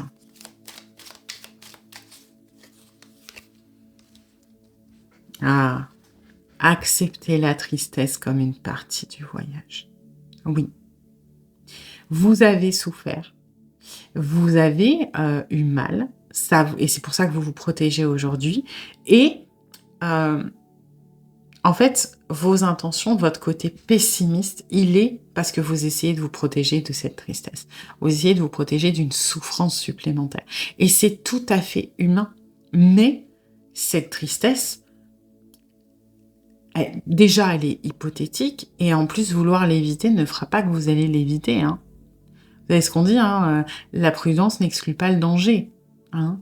C'est bien d'être prudent, mais c'est pas parce que vous êtes prudent qu'il vous arrivera jamais rien. C'est pas parce que vous montez des murailles autour de vous que vous allez que vous allez pas souffrir. Et la souffrance, la tristesse, ça fait partie des relations, notamment des relations amoureuses. Quoi que vous fassiez, même si votre partenaire est la personne la plus parfaite du monde, la plus attentive, la plus bienveillante, tout ce que vous voulez, cette personne vous fera du mal. Quoi qu'il arrive, ça va être une réflexion, il ou elle est fatigué, vous prenez une réflexion et comme vous aimez cette personne, ça vous touche. Ça peut être un oubli, on oublie, je sais pas, votre anniversaire, un truc, et la personne ne pensera pas à mal, la personne ne le fera pas exprès. Mais c'est normal d'être blessé quand on aime, et ça fait partie du chemin. Et vous pouvez pas vous protéger de toute la tristesse, de toute la souffrance, c'est pas possible, sinon vous arrêtez de vivre. Si vous ne voulez pas, c'est horrible à dire, hein, mais si vous ne voulez pas être malheureux, vous ne pourrez pas être pleinement heureux. Après, c'est votre choix, vous pouvez choisir de rester neutre, mais bon, c'est être un peu en mode zombie, c'est pas très, très sympa. Donc méditez là-dessus. Acceptez la tristesse comme une partie du voyage. Ancrage. Ancrage solide vous protège des turbulences émotionnelles. Et là, c'est ce qu'on vous redit ça, hein, vous manquez d'objectivité. Reliez-vous à la matière, c'est-à-dire que, par exemple, quand cette personne est dans la séduction, acceptez de reconnaître que c'est de la séduction. La rejeter pour vous protéger, pour essayer de mettre une distance, ce n'est pas la solution.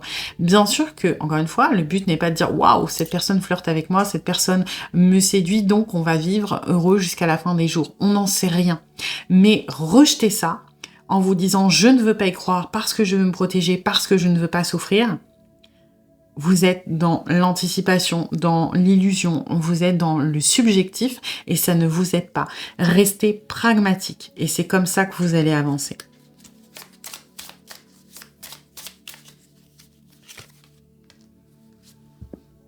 Le jardin, quelque chose de beau va grandir de tout ça. Donc là, on est en train de vous rassurer. Là, c'est plus du prédictif. On est en train de vous dire, quoi qu'il arrive dans cette situation, quelque chose de positif va en sortir. Tu ne vas pas en souffrir. Et si il y a un peu de tristesse, et c'est normal, quelque chose de beau va en émerger. Tu ne peux pas te protéger des choses parce que tu empêches ces choses de vivre, d'exister, d'éclore. Et parfois, regardez les lotus. Le lotus, ça pousse dans les marécages, quoi. Dans la boue, avec les moustiques, c'est franchement un environnement qui est dégueulasse. Et pourtant, il en pousse quelque chose de tellement beau. Vous voyez? Donc, ouvrez-vous un petit peu, soyez plus objectif. Encore une fois, ça ne veut pas dire être complètement optimiste et tout lâcher, mais soyez plus objectif. Voilà. Eh bien écoutez, j'espère que cette guidance vous aura plu, mais vous aura surtout aidé. Si c'est le cas, eh bien n'hésitez pas à liker, à partager, à commenter, à vous abonner. Et puis moi, eh bien je vous dis à bientôt pour une nouvelle guidance. Bienvenue à vous qui avez choisi le 3e tas avec le dauphin. Alors, on va aller voir les énergies de la relation, comme d'habitude, pour voir si ça résonne. Si ce n'est pas le cas, c'est peut-être que ce tas n'est pas pour vous, et dans ce cas-là, vous pouvez aller en voir un autre. Et puis, c'est une guidance générale, donc vous prenez ce qui résonne et vous laissez le reste de côté. Et puis, si vous voulez approfondir, je propose des guidances privées, soit sur l'application Présage, qui est partenaire de cette vidéo, où je vous rappelle dans l'heure, soit via mon adresse mail, et vous avez toutes les infos en barre de description. Alors,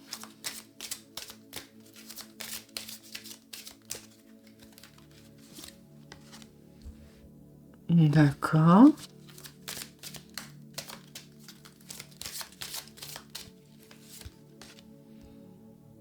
Mhm.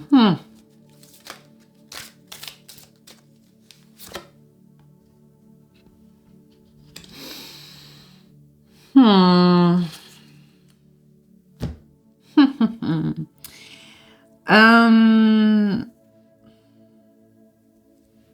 Je sais pas. Pour moi, il y a une tierce là. Il y a une tierce.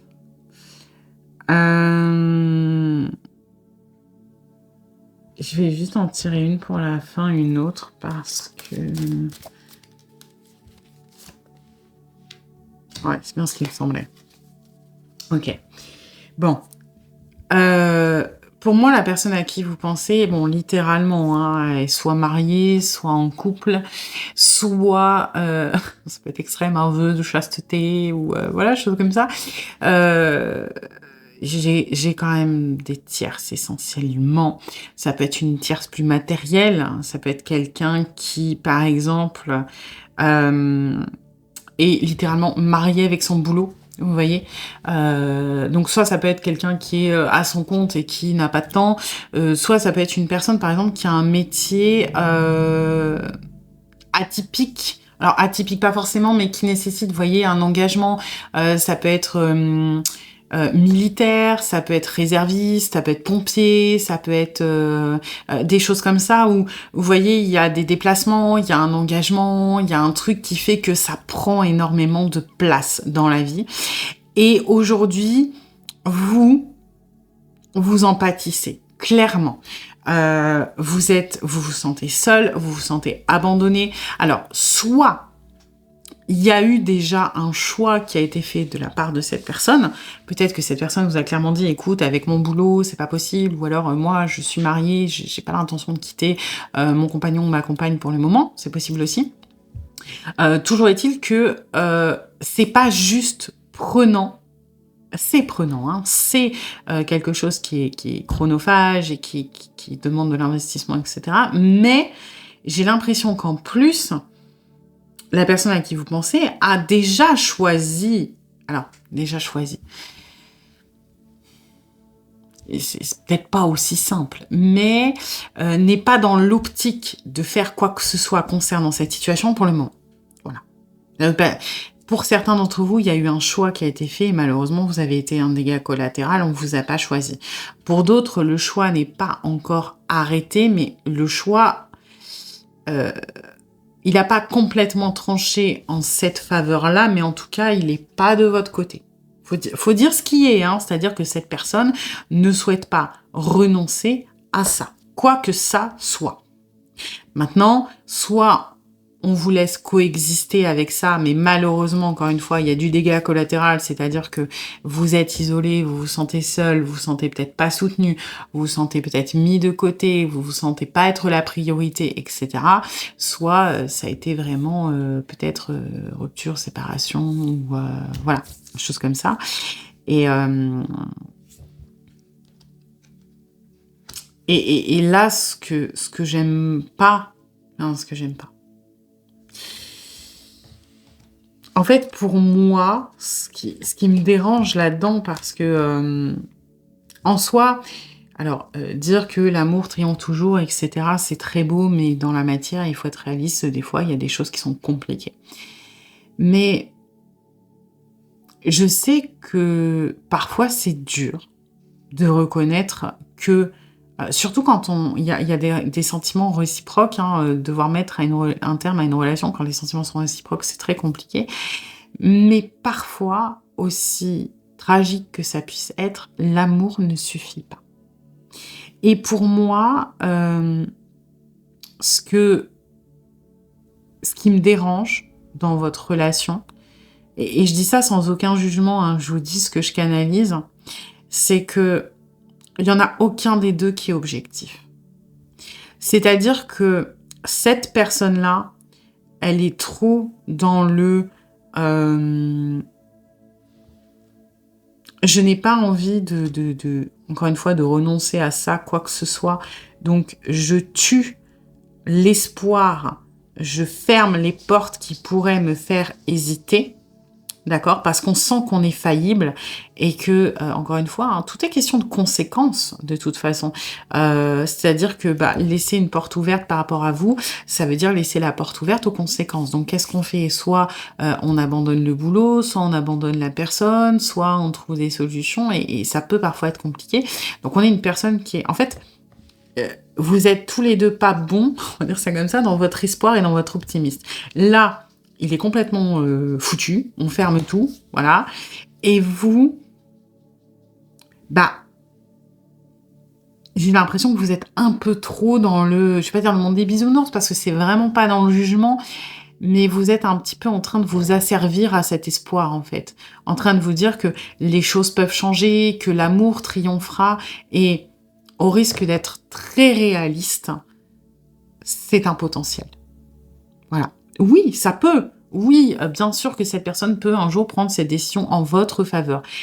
Mais vous ne pouvez pas arrêter votre vie, ou vous ne pouvez pas tout... Vraiment, moi, j'ai une histoire un peu d'aliénation dans cet espoir, de vous dire que, vous voyez, dans cette prière, dans ce vœu, dans cet optimiste, dans ce truc de... vous voyez, le monde appartient à ceux qui rêvent trop. Et j'ai l'impression que vous êtes vraiment dans le... plus je vais prier, plus je vais espérer, plus je vais dire que voilà, on peut transcender tout ça, que machin, plus il y a de chances que ça se concrétise. Et je suis pas tout à fait d'accord avec vous. En fait, oui, bien sûr que là, c'est pas bien, enfin, c'est pas bon non plus de renoncer avant d'avoir essayé, mais se convaincre que ça va marcher pour que ça marche, c'est pas forcément réaliste non plus. Voyez? Et là, on rentre dans les énergies du dauphin qui dit: «Ceci et cela sont la vérité». En fait, vous avez tous les 2 raison comme vous avez tous les 2 torts. Vous voyez ce que je veux dire? Et du coup, on arrive à un truc qui est un petit peu compliqué où pour moi, cette personne a raison d'être réaliste, mais a tort de ne pas, faire confiance, de ne pas espérer, de ne pas croire. Et vous, vous avez raison de croire, mais vous avez tort de ne pas être plus réaliste. Vous voyez? Et je dis ça vraiment, hein, le prenez pas mal, sans aucun jugement. C'est ce que je ressens. Moi, je ressens des énergies qui sont toutes les 2 très extrêmes chacune de leur côté, mais qui sont pas du tout, objectives. Voilà. Donc pour moi, on a une espèce de cassure, de rupture, de temps mort, de distance à cause de réalités matérielles. OK. Alors, on va aller voir ce que cette personne ressentait pour vous avant et ensuite on va aller voir ce que cette personne ressent pour vous maintenant. Alors,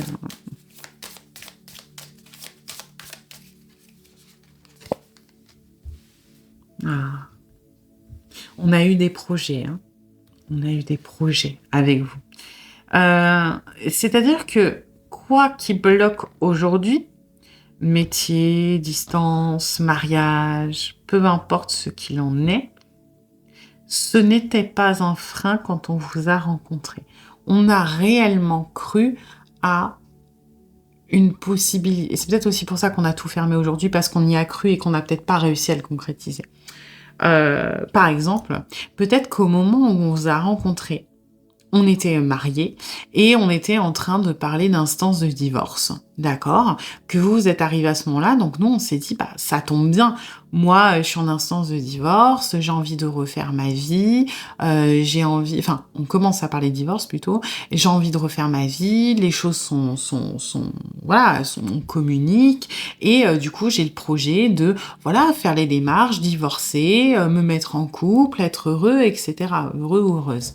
Et puis, ça a peut-être duré un moment comme ça, où on y a cru, et puis, je sais pas, peut-être que la personne avec qui est mariée à la personne à qui vous pensez, d'un coup s'est dit: «Ah bah non, moi je veux qu'on aille voir un thérapeute de couple, moi je refuse de divorcer, moi je suis pas d'accord, j'ai envie qu'on se redonne une chance», et que, bah, la réalité a rattrapé, malheureusement les choses, et que cette personne s'est dit: «Ah bah, les espoirs que j'avais au début, bah, aujourd'hui, on n'est plus dans le même». Vous voyez, moi, j'ai une histoire de contexte qui a changé. Si on y a cru à un moment, c'est pas parce qu'on était plus optimiste et qu'on est devenu pessimiste. C'est parce que les facteurs faisaient en sorte qu'on pouvait y croire. Par exemple, si on parle, donc cliché, un militaire ou une militaire, peut-être qu'on était sur une personne qui, rentrait, d'opérations à l'étranger, qui était assurée de se dire: «Voilà, moi, pour l'année, qui vient, je suis tranquille, je vais rester en France, je vais pouvoir, peut-être m'ouvrir à une relation» et cetera, et ça a bien fonctionné, et puis qui a appris quelques mois après de: «Ah bah non, finalement, on te renvoie à l'étranger». Vous voyez? Ou alors, finalement, peut-être pas maintenant, mais l'année prochaine, effectivement, bah, tu pars à l'étranger, mais tu vas y rester 4 ans. Vous voyez? Il y a pour moi, le contexte a changé parce que je ressens pas quelqu'un qui était dans l'illusion. Je ressens quelqu'un qui a eu des projets, qui a vu une porte, s'ouvrir réaliste. On n'est pas dans le subjectif.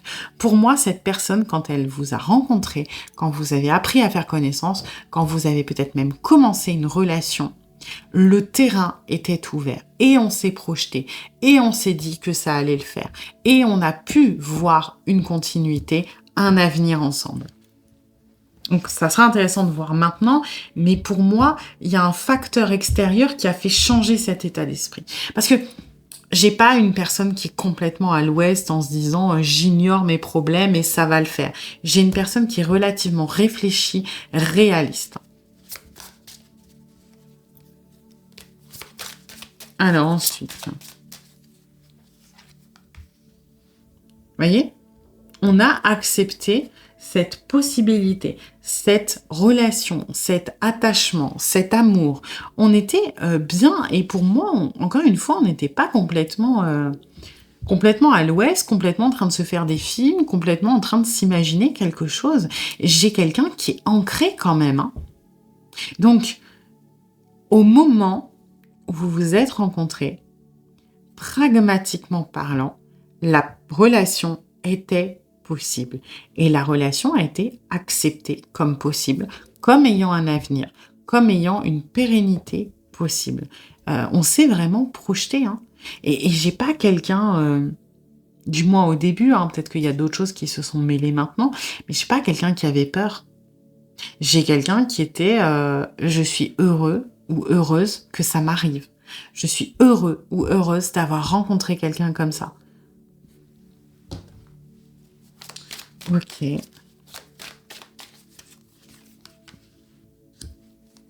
Ouais. Ouais, moi je suis accomplie quelque part, hein. Alors, après, est-ce qu'on n'a pas sous-estimé des choses? Peut-être, d'accord? Moi, j'ai quelqu'un qui est objectif, j'ai pas quelqu'un qui est complètement dans son fantasme, mais peut-être qu'on a minimisé 2-3 facteurs, hein. C'est possible aussi. Peut-être qu'on pensait, parce que ça nous arrangeait de le penser, que, on allait par exemple pouvoir divorcer facilement, alors qu'en vrai on a mis le sujet sur la table, la personne a été déconcertée et a dit: «On en reparlera» et qu'on a eu envie de prendre ça pour une acceptation et qu'on l'a pris pour une acceptation, alors que c'était pas le cas. Peut-être, mais j'ai pas quelqu'un qui noie complètement les problèmes et qui les ignore, vous voyez? On n'est pas du tout sur quelqu'un qui, si on reprend l'exemple d'être marié, qui est marié, qui a jamais abordé le sujet du divorce et qui, vous rencontre et se dit: «Allez, hop, on ferme les yeux, on se bouche les oreilles, ça va le faire, on pense pas aux conséquences». Non, il y avait réellement un terrain propice, OK? Après au niveau vraiment purement émotionnel, on a pris cette relation, enfin cette rencontre, un peu comme une évidence, comme quelque chose qui nous a fait, j'ai l'impression qu'en fait, c'est marrant parce que quand on vous a rencontré, c'est comme si on avait eu la sensation de vous rencontrer au bon moment. Voilà. Prenez comme ça résonne pour vous, je pense que vous allez comprendre à quoi ça fait référence. Hem, En général, c'est trop dur, mais je sais pas pourquoi, j'ai l'impression que, moi, je ressens que pour certains d'entre vous, ça va être très, très parlant, ce que je viens de dire. Vous êtes arrivés au bon moment. Voilà. Prenez comme ça résonne pour vous. On vous l'a peut-être exprimé, hein. Alors ensuite,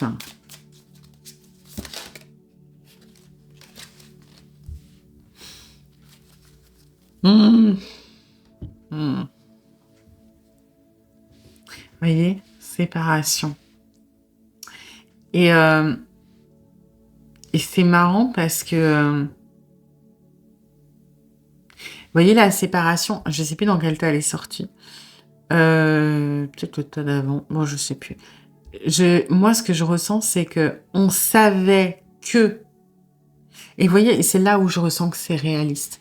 Par rapport à ça, on avait des projets, on savait que c'était possible, mais en ayant quand même connaissance de certains facteurs négatifs, à savoir que ce serait pas évident. Je reprends les 2 exemples, principaux, mais ça peut être, vous adapter à votre situation. Si on était mariés, par exemple, et qu'on l'est toujours a priori, ça peut être quand on est tombé amoureux ou amoureuse, quand on a commencé à se lancer dans la relation, où on savait que, bon, ça pourrait peut-être pas se mettre en place tout de suite parce qu'il fallait que le divorce soit réglé. OK? Si on est, par exemple, dans quelqu'un qui, est militaire, je reprends cet exemple-là, bah, on savait qu'il y aurait peut-être des moments où la relation, on serait obligé d'être séparés parce qu'on est envoyé à droite, à gauche. Pour autant, ce facteur-là, quand on en a eu connaissance, on savait que ce serait pas forcément tout de suite ou pas forcément en continu tout le temps, on l'a accepté et ça ne nous posait pas de problème. C'est important que vous le sachiez, je pense, hein. Vous avez besoin de parce que j'ai l'impression que si on revient dans les énergies d'aujourd'hui, hem, vous, en fait, vous êtes bloqués sur ce qui a été dit avant. Et en soi, vous avez raison parce que cette personne, elle était sincère. Elle a vraiment pris en compte ces facteurs-là, quels qu'ils soient. Ça peut être aussi, je sais pas, moi, je m'ouvre à une relation, mais j'ai décidé que, j'allais partir à l'étranger. Et ben oui, bah, je sais que peut-être que, si je construis une relation, peut-être que on aura une relation à distance pendant un moment avant de décider ce qu'on fait et cetera. Les facteurs qui aujourd'hui bloquent, ont été pris en compte, ont été acceptés comme tels et n'ont pas été occultés. On savait qu'il y aurait des conséquences, on savait qu'il y aurait peut-être des périodes moins agréables, mais on les a acceptées en se disant que ça ne poserait pas de problème par rapport à la relation. On s'est engagé en toute connaissance de cause. Et ça, il faut que vous l'entendiez. C'est-à-dire que on n'est pas revenu sur ce qu'on a dit parce qu'on vous a mytho. On en était convaincu, on en était persuadé. Sinon, on ne se serait pas engagé dans cette relation en premier lieu. Voilà. Et ça, je pense que c'est important que vous l'entendiez.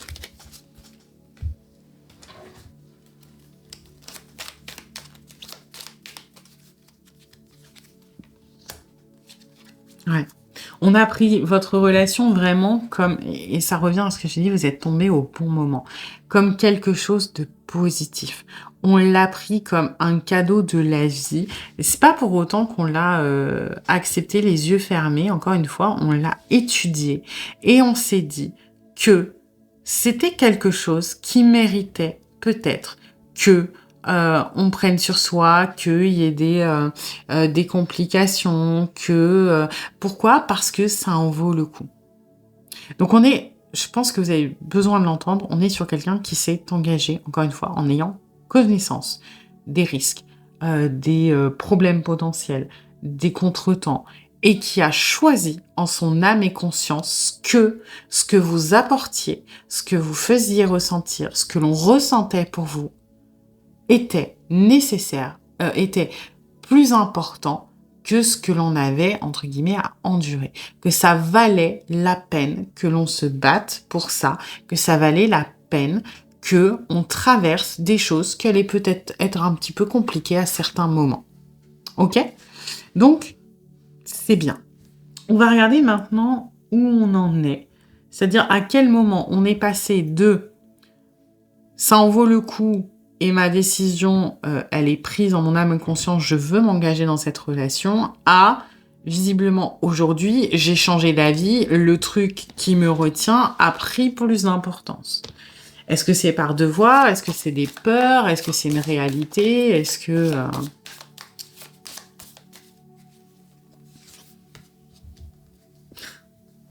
Non. Alors là, il y a un côté très... conséquence. Et vous voyez, moi, c'est vraiment ce que je ressens, ce facteur extérieur. Le jugement, il est... Alors, après, tout dépend comment on canalise cette énergie. On peut la canaliser en étant de ce point de vue-là, c'est-à-dire en étant celui qui émet son jugement, comme on peut être du point de vue ici. Et moi, ce que je ressens, c'est ça. C'est plutôt ce point de vue-là. C'est que la réalité matérielle, la réalité concrète des conséquences, peu importe, nous a rattrapés et j'ai l'impression que le jugement a déjà été rendu. C'est-à-dire qu'on n'est pas sur quelqu'un qui a changé d'état d'esprit parce qu'il y a eu un potentiel, parce qu'il y a eu une hypothèse, parce qu'il y a eu un risque de. Pour moi, c'est déjà arrivé. Donc, encore une fois, si on reprend l'exemple, je reprends tout le temps les deux mêmes, hein, mais vous appliquez encore une fois à votre situation. Si on reprend l'exemple d'une personne qui est mariée, ça veut dire que son compagnon ou sa compagne a visiblement déjà dit « je ne suis plus d'accord pour qu'on se sépare ». Si on parle de, je sais pas, un métier, on va changer un métier qui est très prenant, quelqu'un qui est à son compte, qui travaille 75 heures par semaine, et peut-être qu'au moment où vous l'avez rencontré, cette personne, elle était en congé. Peut-être qu'au moment où vous l'avez rencontré, cette personne, elle était... je dis une connerie, mais peut-être que c'est une personne qui travaille en saisonnier, qui a une activité très saisonnière, par exemple, qui tient, je sais pas, un camping sur la Côte d'Azur. Ok?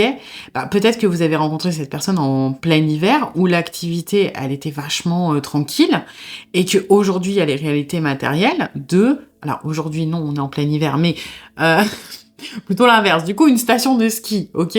Que en été, c'était plutôt cool, que vous l'avez rencontré cet été, que c'était plutôt cool, ça allait bien, donc cette personne avait du temps, elle pouvait vous en consacrer, elle s'est dit, c'est bon, ça va le faire, je vais gérer mon activité pro et ma relation, et que aujourd'hui, bah là, on approche de l'hiver, ça y est, faut s'occuper de mettre en place les choses, il y a peut-être des gens qui commencent à venir, on est surbooké, on n'a plus de temps, et on se rend compte que la réalité, c'est qu'on ne peut pas se diviser, on ne peut pas se cloner, donc on n'est pas capable de gérer les deux choses de front.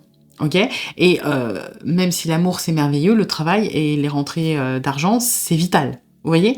Donc ça peut être ça. Mais moi, ce que j'ai en tout cas, c'est que à un moment, là, récemment, plus ou moins récemment, il y a ce couperet un petit peu qui est tombé et qui a forcé à se ramener à la réalité. Ça veut pas dire que là on était dans l'illusion. Pour moi, on était dans la réalité. Peut-être qu'on a un petit peu surestimé nos capacités ou sous-estimé le problème en question en se disant que ça allait aller, mais je pense sincèrement qu'il y avait quand même une ouverture, il y avait des facteurs qui faisaient que, et là finalement, j'ai l'impression que ça a changé, et on n'a pas le choix que de se soumettre au jugement, quoi. Vous voyez, on peut pas y faire grand-chose. Pareil, hein, si on s'était dit, voilà, moi j'ai demandé, donc je reprends, je suis militaire, j'ai demandé à pu faire d'OPEX, à pu aller à l'étranger parce que j'ai envie de me reposer et machin, et que, eh ben, il y a un ordre qui vient d'au-dessus de, bah t'as pas le choix, tu pars le mois prochain en Guyane, ou je sais pas où, hein, peu importe, au Brésil, eh ben on n'a pas le choix, encore une fois, hein.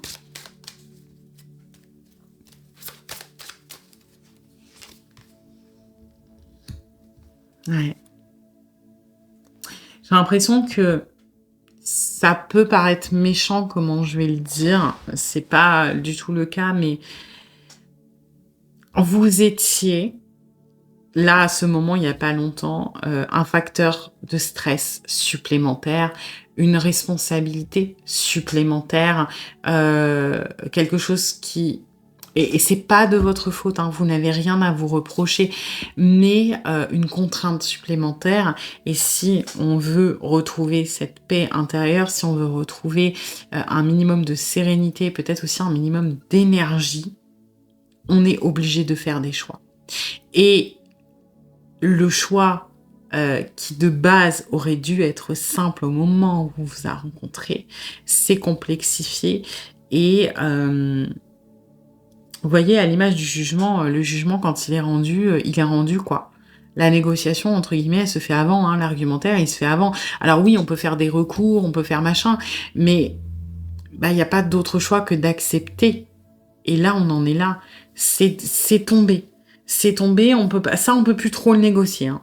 Au pire, on peut essayer, mais on n'a plus grand espoir. C'est tombé, c'est tombé. Donc, il faut qu'on fasse avec. On ne peut pas le changer, donc on va essayer de changer les autres facteurs. On va essayer de changer les autres choses, et malheureusement, l'autre truc qui entre dans l'équation et sur lequel on peut agir, c'est vous.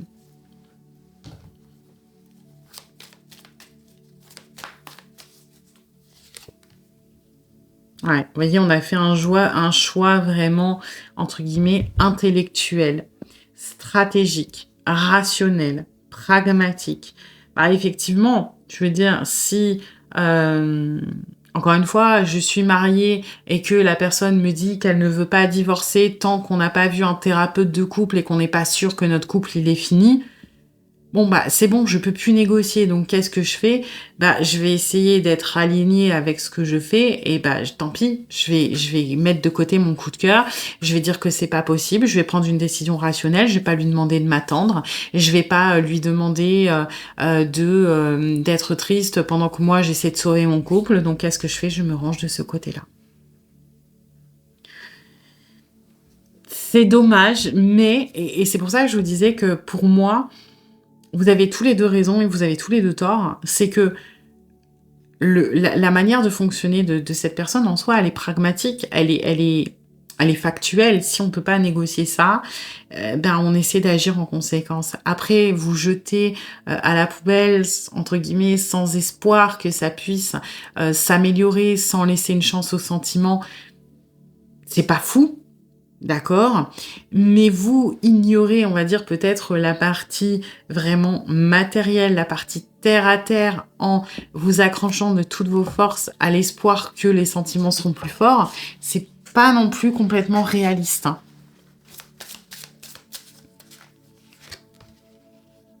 Voyez? Facteur religieux, alors c'est pas forcément la religion, ça peut, hein, dans votre cas, être la religion, ce facteur-là de, je sais pas, vous avez une personne qui est, d'une certaine religion et vous êtes d'une religion différente et au moment où vous les avez rencontrés, peut-être que la famille était plus ouverte à, ce qui est, je sais pas, une personne d'une autre religion qui rentre dans la famille et que ce soit accepté et que depuis, je sais pas, il y a eu, un gros problème et que maintenant on est, non, c'est hors de question, ça peut être ça, hein.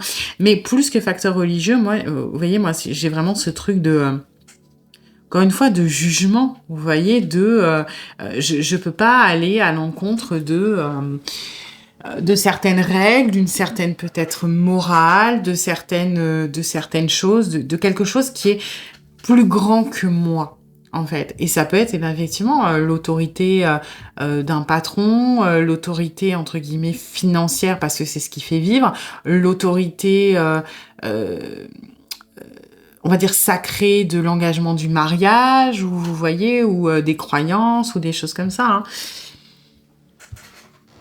C'est pas évident. Je sais que c'est pas évident pour vous non plus. C'est pas évident pour cette personne,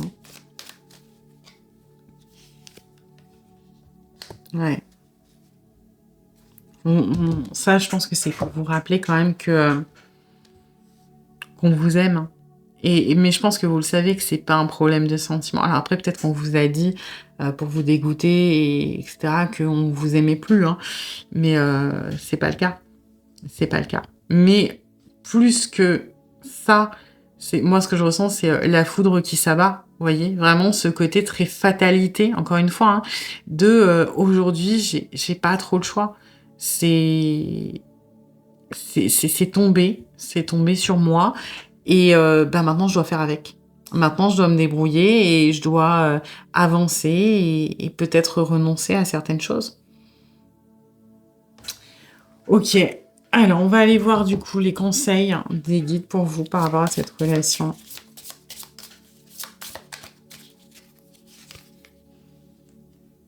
Concentrez votre énergie, vos intentions détiennent un grand pouvoir. Ouais. Moi, ce que j'ai là-dessus, c'est concentrer votre énergie. Alors, c'est un peu rediriger votre énergie parce que vous êtes énormément dans ces énergies-là, beaucoup plus que l'autre. Enfin, disons que vous ne le vivez pas de la même manière. Et ce qu'on est en train de vous dire, pour moi, c'est que vous pouvez continuer de, entre guillemets, de ne pas vouloir fermer la porte parce que oui, c'est profondément injuste. Oui, il y a des sentiments. Oui, les réalités matérielles, elles sont chiantes parce qu'elles empêchent quelque chose de beau et c'est dommage. Mais attention à ne pas vous perdre là-dedans. Vous voyez, c'est pas parce que vous allez investir toute votre énergie, c'est pas parce que vous allez y croire de toutes vos forces que malheureusement ça va changer les choses. Donc, en fait, ce qu'on est en train de vous dire, c'est que il y a un grand pouvoir dans, on va dire, la prière ou du moins l'espérance, dans vos intentions, dans ce que vous souhaitez, dans la loi de l'attraction. Mais il faut savoir aussi reconnaître quand peut-être ce n'est pas le moment, quand ce n'est peut-être pas ce qu'il y a de... Vous voyez, le parallèle, c'est que, bah, par exemple, n'importe quelle religion, ou tout ce qui va être question de spiritualité, ça peut être un réconfort, ça peut être un soutien, ça peut être un pilier, ça peut apporter énormément de choses positives. Mais quand on en est dans les excès, quand on en est dans la prière, je vais pas dire irréalisable, c'est toujours à ce moment-là où ça peut twist un peu, et twist du mauvais côté. Vous voyez, alors je vais prendre vraiment les séries, les histoires clichés, mais Vous voyez toujours le gentil qui est, super, sympa, qui par exemple est très croyant et cetera et puis un jour, on va dire c'est un homme, sa femme elle meurt, il est mort de douleur, il est au bout de sa vie, il souffre plus que n'importe qui, ce qui est normal et puis, cette personne se rend compte que, bah, à ce moment-là, par exemple son dieu, bah, ne peut pas ramener parce que c'est une des lois, dans tous les univers, c'est la loi de base, voilà, malheureusement, ce qui est mort et ne doit pas être ramené à la vie et c'est toujours à ce moment-là que la personne, elle va péter un plomb et elle va se tourner, entre guillemets, du côté maléfique. De ouais, vas-y, on fait une résurrection et que ça commence à partir un peu en cacahuète. Vous voyez euh, Il faut savoir faire la différence entre un espoir qui est sain et un acharnement qui n'est plus sain. Vous voyez? Et là, ce qu'on vous dit, c'est oui, c'est important que vous gardiez cet espoir, puisque, à contrario de vous, la personne à qui vous pensez l'a tué et ce n'est pas nécessaire parce qu'il y a une base, parce qu'il y a beaucoup d'amour, il y a beaucoup de sentiments et qu'il y a toujours moyen de trouver des solutions. Mais attention à rester réaliste là-dedans. Voilà. Ensuite, quoi.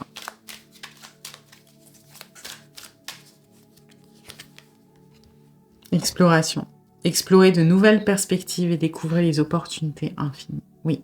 Et c'est ça, vous voyez, ce que je ressens, c'est ne restez pas fixé sur un seul truc.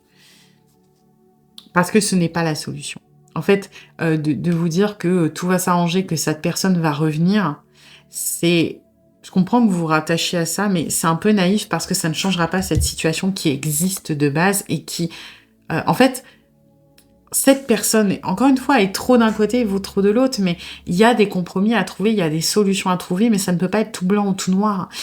Juste faire passer ça avant sa vie sentimentale, que ce soit vous ou quelqu'un d'autre, c'est pas une solution. Et vous dire que l'amour va triompher sans trouver des ajustements, c'est pas possible non plus. Il y a eu un moment, une réalité qui a fait qu'on en est arrivé là. Et donc, c'est à vous d'explorer. Plénitude. Améliorez votre bien-être en vous concentrant sur ce qui compte le plus dans votre vie. Et peut-être changer justement ce qui compte le plus dans votre vie. En fait, j'ai l'impression qu'on vous dit de relativiser, hein, de concentrer votre énergie sur vous plutôt que sur cette relation, parce que ça va vous permettre de prendre du recul et ça va vous permettre de peut-être envisager des solutions et de peut-être aussi pouvoir parler, parce que si vous êtes juste sur le fait de soit je veux reprendre la relation, soit j'ai peur peut-être d'y croire maintenant et j'ai envie que ça s'arrange, mais j'ai pas envie de reprendre le risque pour être déçue, vous n'êtes pas objectif.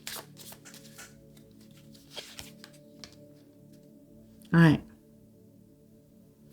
Les épines. Fabriquez ensemble la couronne que vous méritez. Et voyez, là, ce qu'on vous dit, c'est que si vous voulez que ça fonctionne, ça ne peut se faire qu'à deux. Parce que, encore une fois, vous avez tous les deux tort, mais vous avez tous les deux raison. Et pour arriver à ce truc-là, d'accord, à ce travail ensemble, la rose avec les épines, votre positif avec la face plus sombre de la réalité, vous devez déjà, vous, être clean. Voilà.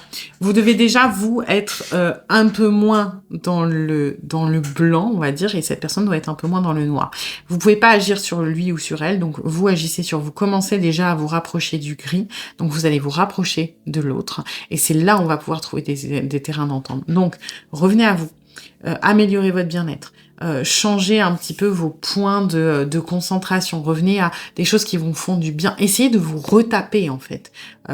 Essayez de faire cette acceptation de deuil, de passer cette étape de deuil, de vous sentir mieux avant de vouloir négocier. Si vous êtes dans le marchandage alors que vous n'avez pas passé vos étapes de deuil, ça ne fonctionnera pas. Voilà, en gros. Eh bien écoutez, j'espère que cette guidance vous aura plu, mais vous aura surtout aidé. Si c'est le cas, eh bien n'hésitez pas à liker, à partager, à commenter, à vous abonner.